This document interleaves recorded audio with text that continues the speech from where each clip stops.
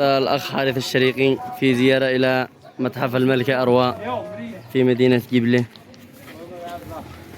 وهذا متحف الملكة أروى، وهذا الأخ حارث الشريقي بالزي اليمني واللبس اليمني في مدينة. الأخ حارث الشريقي، حياك ربي يا أخي حارث.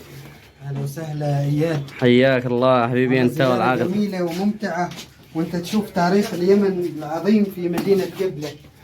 حياك ربي. أستاذ جلال ما شاء الله أستاذ غني بالمعلومات وأفادنا في هذه الجولة. الآن نخرج على قصر الملكة أروى. الآن خرجنا من قصر الملكة أروى، من المتحف، من متحف الملكة أروى. فندخل على القصر ومتجهين إلى طريق القصر. متجهين إلى طريق القصر. أيوة بس القصر مغلق لا؟ أيوة لأنه تحت الترميم. بس احنا بنشوف من خلفه السراديب والمدافن وسائلة وقرية اليهود. ايش معنا كل حاجة جنبه. طبعا القصر كان يطلع على مدينة جبلة على المكان هذا كامل، ما كانش هذا القصر اللي حاله 360. القصر كانت الحارة هذه كامل القصر واحد.